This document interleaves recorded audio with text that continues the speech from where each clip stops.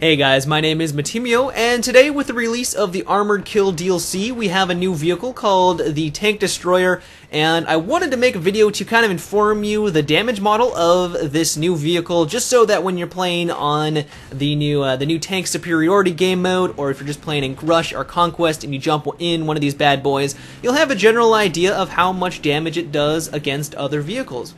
So really, I'm just going to kind of jump into the numbers here, and the Tank Destroyer versus a main battle tank, when you fire directly at it at the front, so at a 90-degree angle, you are going to do 28 damage a shot. When you move on over to the side and you hit it directly on, you're going to do 48 damage a shell, and then when you hit it directly behind, you are going to do 74 damage a shot. So needless to say, if you sneak behind an enemy tank and you hit them directly behind, you are going to do some damage pretty quickly, and one more shot directly after that is going to take them out, absolutely no problem. I should also remind you that the Tank Destroyer is just like any other rocket out there. When you hit a tank at an angle, it is going to do reduced damage. It's still going to do a lot more if you hit it from behind, but just remember that if you are going against an enemy vehicle, if you want to do the most amount of damage, make sure you are hitting it at a 90-degree angle, just straight on, and you're going to get the most bang for your buck out of the Tank Destroyer, or really anything out there like an RPG or a main tank shell as well.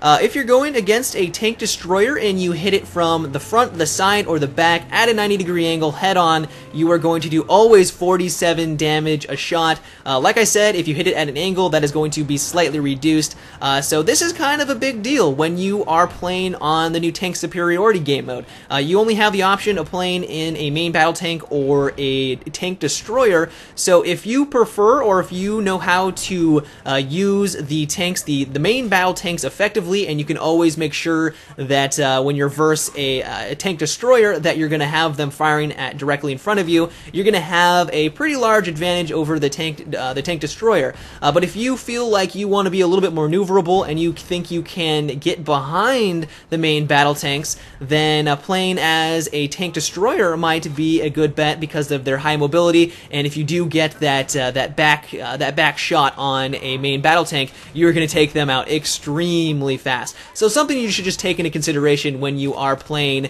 in the new Tank Superiority game mode, when you decide which one you want to choose. Armored Kill also introduced the new vehicle Mobile Artillery, which doesn't have a whole lot of armor, so if you are in the Tank Destroyer and you hit it from the front, the side, or the back at a 90-degree angle, you are always going to do 64 damage a shot, which is going to disable it. Those things die extremely fast, so make sure that if you are in the Mobile Artillery and you see a Tank Destroyer coming up, either maybe run away or try to use an RPG to take them out, because those things, if they get close to you and they can line up a shot, they're going to take you out very quickly. And lastly, the Tank Destroyer versus an anti-air tank is going to do 52 damage at the front, the side, and the back at a 90-degree angle, and just like every other tank out there, if you hit it at an angle, it is going to do slightly less damage. But overall, trying to take out the anti-air tanks with the Tank Destroyer isn't that challenging, and you're not really going to have too much of a problem there. But that's it for today's video. I hope you enjoyed or maybe learned a couple of things. I plan on going more in-depth with this vehicle in the future, but I just kind of want to have a little bit more playtime with it so I can develop some strategies or give you guys some more helpful tips on how to use it effectively, and just some setups that I find to be effective, so stay tuned for that.